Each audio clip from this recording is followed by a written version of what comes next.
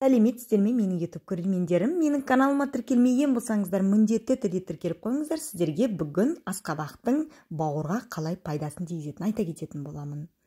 Бауыр адам ағзасындағы маңызды мүшелердің бірі.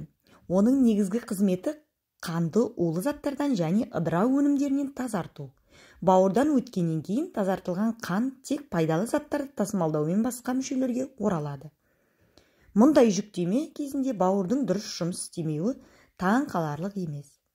Сондықтан оған қолдау қажет. Егер ауыр емдеудің ерекше себептері әлі болмаса, сіз бауыр қызметін қолдау мен қалпына келтірудің халықтық әдістеріне жүгіне аласыз. Бал қосылған асқабақ ішкі ағзалардың жұмысын қалпына келтіруге және оларды нығайтуға мүмкіндік беретін басқа халықтық әдістердің арасында ең пайдалы болып саналады. Асқабақтың құрамында сирек кездесетін Т дәрумені бар. Ол ауыр тағамдарды сіңіруге көмектеседі. Тромботиттердің түзілуіне ықпал етеді және қан ұюын жақсартады. Өз кезегінде, балда барлық мүшелердің соның ішінде бауырдың дұрыс жұмыс істеуі үшін қажетті 300-ден астам микроэлементтер бар.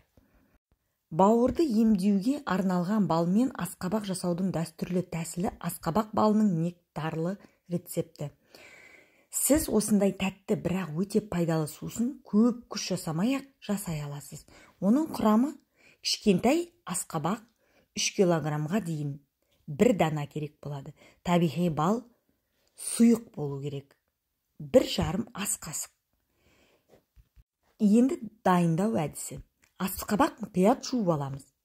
Сабағы бар жоғарғы бөлігі кесіліп тастап, лақтырып тастамаймыз. Қақпағын кесіп аламыз. Оны бірақ лақтырмаймыз.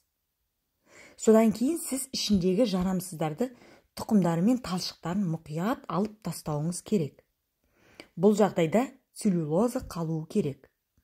Алынған асқабақтың импровизацияланған ыдысында сіз сұйықты табиғи бал жартысына жуығы құюыңыз керек. Үстіңгі бөлігін жауып, күн сәулесінің әсерін тигізбестен суық жерге қойыңыз. 10 күн бойы емдеуді талап етіңіз. Содан кейін оны шығарады. Бал араластырылып, бөлек ыдысқа құйылады.